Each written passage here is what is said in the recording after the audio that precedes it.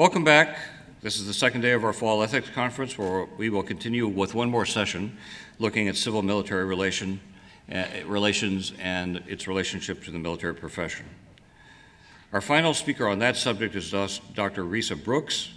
Dr. Brooks is Assistant Professor of Political Science, Marquette University. Her research focuses on issues related to civil-military relations, military effectiveness, and militant and terrorist organizations. Dr. Brooks received her PhD from the University of California, San Diego, and her professional experiences include positions as a research associate at the International Institute for Strategic Studies in London, and a postdoctoral fellow at Stanford Center for International Security and Arms Control.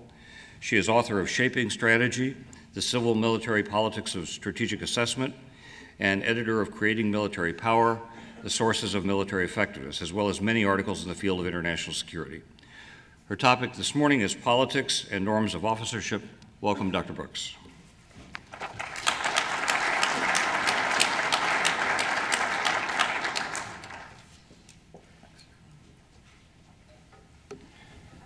Good morning, everyone. Thank you for the opportunity to come speak to you today, especially to Admiral Christensen, to Dr. Cook, and to Dr. Owen as well. I'm very grateful to be here. As you'll see from the title of my talk today, I'm picking up on a theme that our speakers yesterday also talked about, politics. And as I move forward, you'll see that some of my remarks will echo some of the themes that they raised, but also touch on some slightly different points as well. But some of you may be wondering why this theme is so recurrent. Why are all of us so fixated, if you will, on this topic? And I think even a few years ago, one wouldn't have seen that this sort of concern with maintaining an apolitical officer corps and talking about politicization would not have been as central in terms of discussing ethical issues. But I think in recent years, there has been a growing concern that this needs to be something central in a dialogue about civil-military relations in the United States. And we see that with academics, we see that with analysts, we see it within the profession itself, with both Chairman Mullen and more recently Chairman Dempsey talking about the importance and centrality of being apolitical as an officer in the example that sets. So I'm going to continue with that theme and hopefully raise some issues that might be controversial or get you sort of thinking, or that's basically my aim. Let me sort of raise the questions that motivate my remarks today. And I can't say that I'm going to be able to answer all these questions, but these are the things I'm thinking about, or I was thinking about as I was preparing my remarks. Are military leaders increasingly or alarmingly engaging in acts that are political? And again, I praise that somewhat provocatively, but I want to sort of get us thinking about that. And related to that, I'll talk about sort of forms of political activity, or what does it mean to talk about political activity and why is it political? I'll talk about what the implications are of those actions, and here I'm going to talk about not just sort of the costs and risks, but some of the benefits of senior leaders potentially speaking out. And my point with that is that to fully grasp the dilemma inherent in pursuing these sorts of activities, one has to appreciate the benefits they could have as well as the costs and risks.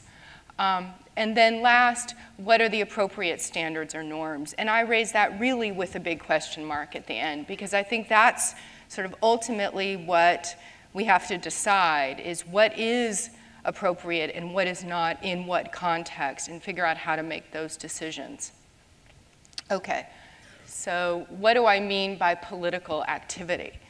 And what I mean in the present context is actions that are taken on behalf of a policy or a strategy that appeal primarily to a constituency within the population, to a societal constituency, to mass opinion.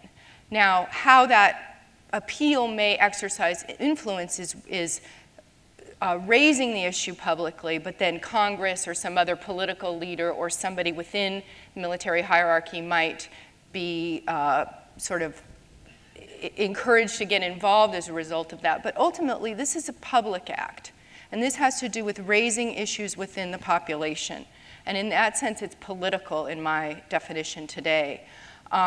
One sort of footnote to that is, I don't think it's necessarily the case that individuals taking some of the actions I'm going to talk about understand themselves as behaving politically. One doesn't have to be self-consciously thinking, I'm going to take X, Y act to try to mobilize popular opinion to, in effect, be behaving politically. And in fact, I would suggest that probably a lot of the people who are thinking about these actions don't think of it that way at all.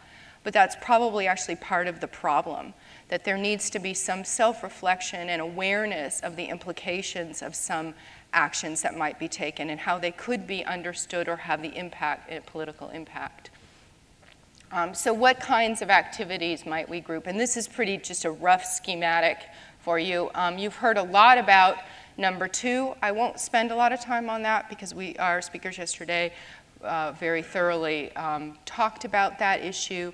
Number 5, the so-called iron triangle, the relationship that occurs among industry, services, Congress, especially Congress thinking about jobs and that sort of thing, how that affects arms procurement, weapons procurement issues. That I'm not going to talk about so much. I'm going to focus on number 1 and number 3 a bit and maybe a bit on 4. So what's the first sort of incarnation or category of political activity that we can see? Well, I think the most obvious one is public appeals or public statements, and this can come in a variety of forms. Some of you may recall back in the early 1990s when the Soviet Union fell apart and Yugoslavia dissolved and Bosnia started to come undone with the Bosnian Serbs fighting the Croats and the Bosnian Muslims. Very violent episode in that country's history. The administration at that time, or the candidate running for office, who would become President Clinton, but candidate Clinton was talking a lot about intervening in that war, the necessity of doing so. And so one example of this kinds of behavior might be some of the things that then Chairman Colin Powell did, like publishing an op-ed in the New York Times opposing intervention in Bosnia in not very coded words, also giving an interview stating that same position, publishing a piece in Foreign Affairs. Those actual actions are probably what first started sort of this concern with politicization, because among analysts of civil-military relations, those were really, really striking activities, and especially in an election season where one of the candidates was running on wanting to get involved in that war in some form or another. And I think what's also notable is the alarm occurred despite whatever anybody thought about whether Colin Powell was right or not. Maybe some people agreed with his position, but they still thought the act was inappropriate for a chairman of the Joint Chiefs to be doing that kind of policy advocacy that could only be aimed at a public audience or substantially aimed at a public audience. Some of you heard discussion of revolt of the generals, what's become known as that, when the very prominent retired officers, I believe it was 2006, if I remember right, they came out and they publicly called for Secretary Rumsfeld's dismissal. And they were retired, and I think one of the parts of this discussion has to be, and it is something that was raised by yesterday, what are the norms for retired officers? How similar or different are those, should those be for people in the active service? The sense is that they're very different, but should they be so different, or should they be more similar? Another sort of example that hasn't been discussed perhaps would be Stanley McChrystal's comments on the Afghan surge and the leaking of the big report about what to do and whether to have a substantial surge in Afghanistan in support of counterinsurgency. There's an incident some of you may be aware of in which General McChrystal's out there and he's talking about whether to support, what policy to support, and this was before the decision had been made, and he's at a pretty major think tank in London, the International Institute for Strategic Studies, and he's giving a talk. He's being asked questions about the strategy, about the debate, and he's asked quite pointedly, do you support, would you support a strategy that represented a pullback from Afghanistan that was just a counterterrorism mission, for example, at that time, like one being supported by Vice President Biden? And his answer right off the bat was no. One can imagine a lot of other answers to that, right? Well, it really isn't my position to talk about the policy, that's a political decision, something along those lines. But no was a pretty striking statement, and some people said, well, he was caught off guard, but someone in that position probably shouldn't be caught off guard, right? So that is also sort of another case that caught a lot of people's attention about what does this mean that this sort of statement of advocacy has occurred, and how is that shaping a debate when the commanding officer in Afghanistan, the commander, is ardently opposed to one of the options being considered or is stated as such. Okay, let me skip to number 3, resignation. Now, since, as many of you are familiar with, I'm sure, since the publication of H.R. McMaster's book, in which he talks about and critiques the JCS for their poor management and failing to speak out in the war in Vietnam, one of the takeaway messages for this book, and I think we need to be careful to attribute it to H.R. himself versus the popular interpretation of the book, is that when an officer disagrees profoundly with a policy, that he or she has a responsibility to resign if that individual cannot support that policy and execute it. And I've heard on many occasions, people talk about resignation as sort of their last moral preserve, that it's something that it's not political, that it's the only thing that one has in a situation like that one can do. And I think here we do get to the sort of distinction between personal ethics and professional ethics that Dr. Cook talked about yesterday, where there is a profound clash, perhaps, between one's personal ethics in pursuing a policy and the professional ethic of supporting the military command and taking the decisions and executing them. Besides that, I think sometimes there's also a failure to completely appreciate how resignation is not just a personal act, but can be quite a political act too. And those ramifications should be part of a decision as well. I'll give you an example. It's hard to imagine this actually happening, knowing, I'm sure Colonel Moten could speak to this because he knows General Shinseki well, but it's hard to imagine this actually happening.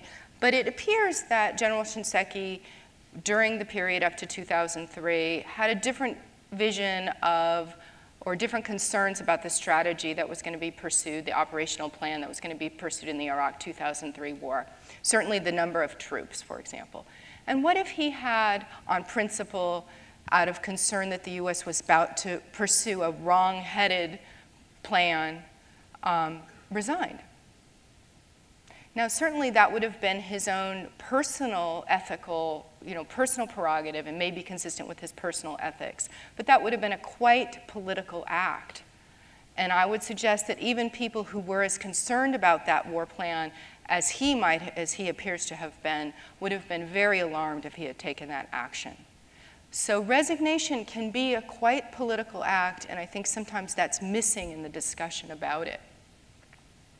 Let me just say a little bit about number 4. And what I mean by that, it's a little bit vague in the terms that I put up there. We know that the services have a responsibility to liaison with the committees in Congress and to provide, and when called upon, leaders are required to provide testimony in committee hearings and the like. That's constitutionally mandated, important, you know, okay behavior, to put it that way. It's necessary, it's important. What's different is, and maybe the best way I can illustrate this is through an example. In 1991, 1992, when the issue of gays and lesbians serving openly in the US military was first sort of raised, or was raised in a prominent way during the election campaign, there was initially not that much coming from Congress about it. The opposition, the sort of mobilization in opposition to changing the policy didn't come from Congress initially. From what I understand and what I've read, it actually came from members of the military, key leaders, contacting people like Senator Nunn, contacting people within Congress to try to mobilize opposition to change in that policy. Whatever one thinks about whether the policy should have been changed at that point in time, and it certainly is a controversial issue, although less so today now than it was then, probably, that is a remarkable thing, right? This is a mobilization effort, an effort to try to drum up support or a movement within Congress. And that's a pretty political behavior as well that I think we might want to think about and consider the appropriateness of. Okay.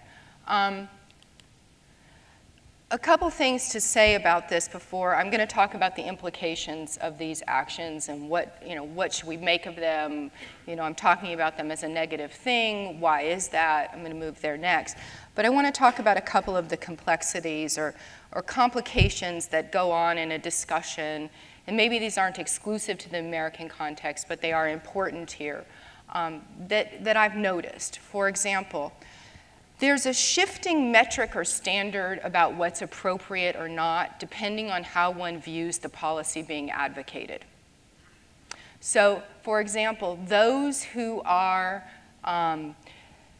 supportive of the idea that Secretary Rumsfeld was not an especially good leader might be more sympathetic to the retired general speaking out against him and calling for his resignation. Those who agree with Colin Powell, who at the time in 1992 in his position on Bosnia might be more sympathetic and see as appropriate his effort to mobilize popular opinion to draw attention to potential intervention in Bosnia. And this problem with how you see the ends or the strategy being or policy being advocated shaping one's opinion about those actions is a real problem in these debates. And it creates a difficulty in figuring out what should be an objective standard. And so it's sort of, I offer that to you as an alert, because as you're having that discussion, it's very difficult for us, me included, to sometimes separate what we think is a necessary or appropriate policy in trying to think through the issues of what's appropriate behavior or not. The second point, I've heard the argument made that, and I'm going to talk more about this in my next slide, that it's perfectly appropriate and necessary sometimes necessary for active and retired officers to speak out, that they are playing a central role in a dialogue, educating the American population, things of that nature. And again, I'll say more about that in a moment. But one thing I want to highlight right off the bat is there's a remarkable amount of consensus within the United States right now that the most respected, most institution that deserves societal respect above all else, above courts, above Congress, above religious institutions, is the military. Gallup does a biannual poll in which they ask people what is their faith or confidence in different institutions, and the US military has has been at the top of that for a long time. This year it's 78%, or the most recent poll, 78% of people asked rank the US military as an institution in which they have a high degree of confidence. That's remarkable. It's also a remarkable responsibility, right? And that gets to this core of maintaining societal trust and how the military, the US military has it and how important it is to sustain that. One of the other implications is that when somebody like Stanley McChrystal says something about the Afghan surge and the merits of the lack of merit in an alternative strategy, that's a privileged voice. That's a voice that the American population says, oh, he knows what he's talking about. He knows the right thing. This isn't the Canadian military talking. This is the US military, a very accomplished, right, oh, sorry. I mean, I say that because from my friends in the Canadian military say that to me often, slightly with like slight envy. You know, we wish we had that kind of audience. It's a, you know, this is, apologies to anyone in the Canadian military that might be in this room. But the point is that this is a privileged voice. And so it's not just one voice among many. It's not just one expert among many. This is somebody people are going to be listening to. And that complicates some of the use of the methods or activities that I'm talking about today. Okay, so some of the implications and some of the benefits of engaging in a public appeal or resigning in a sort of over a controversial issue. Now, it's sort of subversive in a way for me to put benefits up there, but let me say to you why I do that. If it was across the board true that it's always negative for somebody to make a public statement, to talk about what, you know, publish an op-ed in the New York Times or some other venue like that, it would be an easy problem to solve, right? It's bad, it's done, we just have to make sure that we enforce norms against that and generate dialogue and make sure nobody's doing that. That's easy.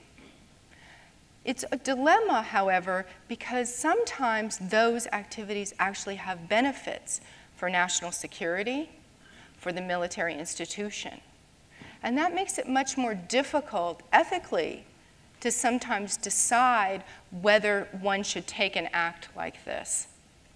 Because it's not sometimes there can be benefits and sometimes it's might be good for the country to undertake them. Some of these benefits, sort of in some of the language, I'll unpack the language I'm using here a little bit. It's raising issues that maybe the American population that isn't paying much attention to these issues generally should be thinking about getting Congress's attention, right?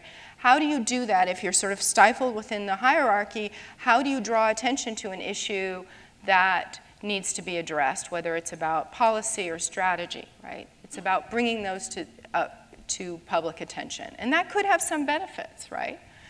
Also, expertise. I mean, who understands? It's difficult if a president is telling us that a particular strategy is the best one. It's difficult for people on the outside to judge that, right? Who's best positioned to provide expertise and critique? There's, these are years of service. You have unique talents and exposure to these issues, and so one can see that that could be a real advantage. Innovation. How do you get change in an organization? A few years ago, then Lieutenant Colonel Paul Yingling wrote an article in Armed Forces Journal in which he critiqued leadership in the Iraq War, the Iraq 2003 war, a failure of generalship, as he put it. And although I can't get inside his head, what I would imagine he understood himself to be doing is trying, at personal cost, trying to draw attention to the need for greater creativity, greater leadership, whatever, failures within the senior leadership.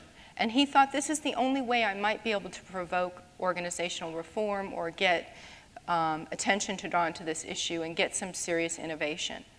And that may be true, right? How do organizations change? Sometimes it's by mavericks or people sort of on the fringes of the organization sort of pushing an agenda to get the organization moving and thinking about something. So there could be benefits to this, right? This type of activity.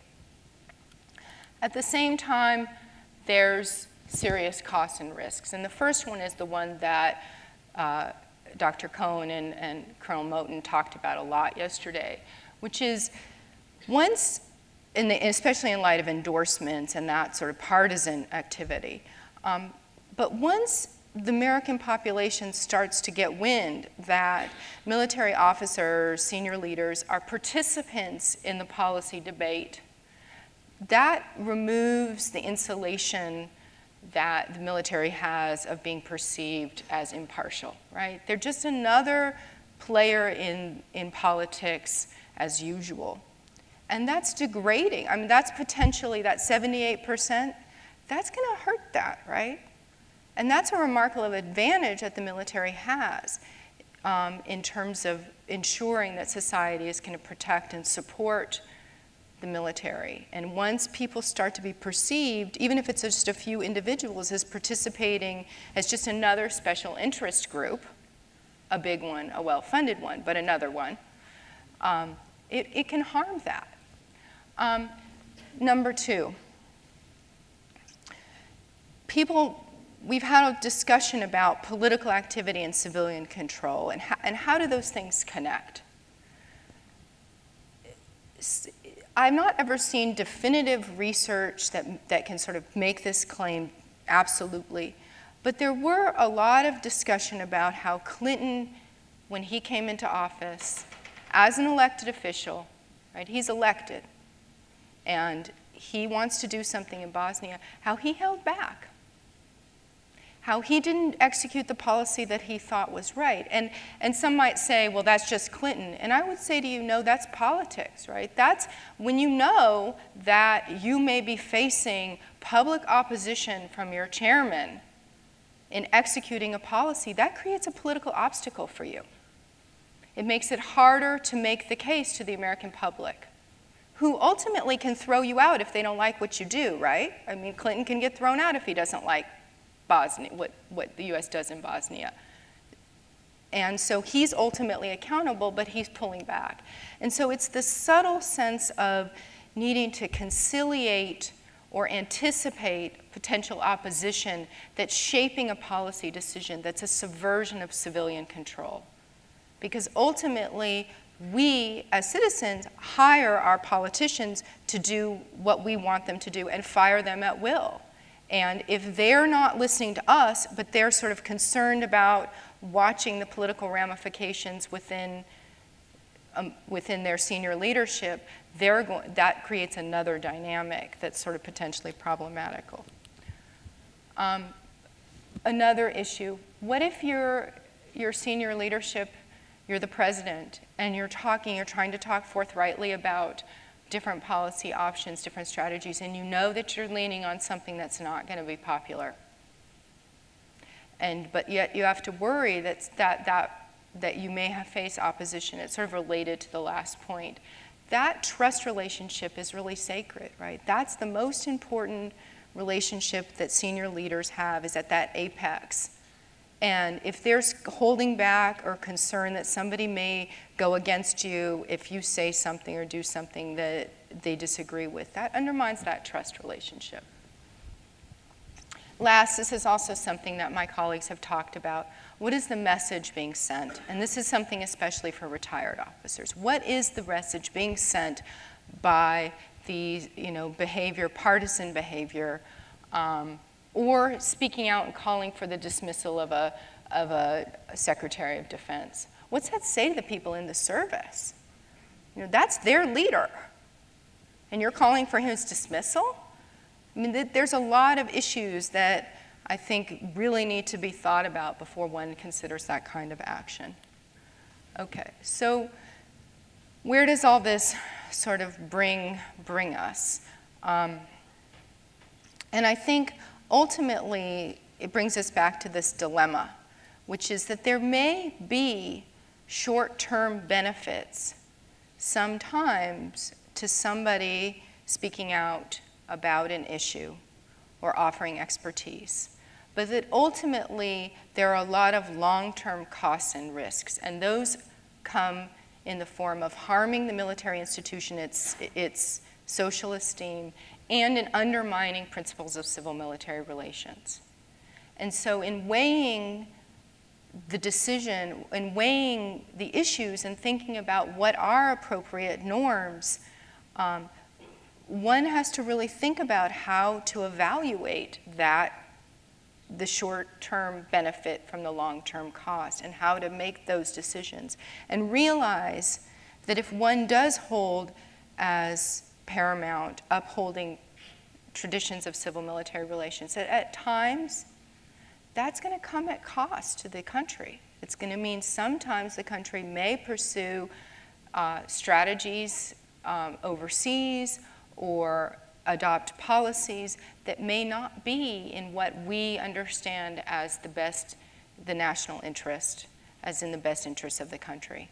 That sometimes we'll have to sit on our hands and observe things being pursued and done that we disagree with and we think are harmful in the name of upholding these longer-term, enduring, central principles of civil-military relations. And that's a pretty substantial dilemma, a difficult thing that I don't envy all of you having to potentially face in one form or another. What do I think should be done about these issues? I think partly what we're doing today and yesterday is really critical. I remember must have been about 10 years ago, I was having a discussion about sort of politics and the military, and I recall many times, especially in this one discussion, getting the most quizzical looks, like, what are you talking about, lady? This has nothing to do with us. And thinking, yeah, I can see that this is not an issue that seems to be, we're an apolitical professional military, end, period, done. This doesn't have to do with us. And I think that that's changed, and it's a great credit of this institution that they're changing that has been part of your curriculum and that you're thinking about it, in my view anyway. So having a discussion about what is appropriate and what is not, so that there's a self-conscious appreciation of those issues before the moment when one has to make a decision. Study of civil-military relations itself. Now, that seems like maybe a no-brainer to some of you. Hopefully it does. But there are places in other PME institutions where civil-military relations is not viewed so receptively as a course of study. It's not viewed as central to the canon of what should be taught. And right now, the main things that we see, that I think is really critical. We've seen public statements by key people. We remember after McChrystal's comments at IISS, Secretary Gates at that time made some pretty public statements in which he talked about how military advice should be offered privately within the chain of command. I mean, he was clearly alarmed enough to sort of add this into a speech that didn't otherwise have to do with those themes. We've seen Chairman Dempsey quite forthrightly talk about these issues. Admiral Mullen as well. So we're seeing that dialogue generally, but I think that that's not enough. We have to be studying and engaging those issues to grapple with them ourselves. I think, again, this is a continuation of themes from the last few days, and especially as a civilian from the outside, I'm certainly not a participant in that dialogue, but as an outside observer, it seems that recently retired officers probably would benefit from a dialogue about these issues. I've heard a number of comments that say that it's not something that anybody really wants to talk about. But it seems that that's a place, especially with the endorsements and the partisan activity and other types of public statements, that is a really important thing that should happen within those networks. The last, at the risk of appearing to be self-promoting, which I do think that one of the answers to the problem of expertise problem and the need for more education of the American population is getting more civilians who know a lot about the military and are educated and able to speak in a qualified and comprehensive way about defense issues, about military issues, about weapons systems, whatever, ethical issues, the whole gambit. That can help fill the vacuum and ease the dilemma, right? If you have civilians who can raise the issues, it makes it less necessary for people within the military or retired officers in their standing as retired officers to do that, right? And when I tell my own undergraduate students, and I teach on a lot of issues related to these issues, and talk about how few journalists there are in this country who can really authoritatively talk about defense issues, who you can trust. It's so few. It's striking. You can find 100 pundits on the election and surveys and complicated survey techniques and whatever, and so few in this area. And it's a huge problem in my view, and a good remedy to some of the dynamics that I'm talking about. I think that's my last slide, but I just want to thank you for the time to talk to you about this, and I really welcome your questions.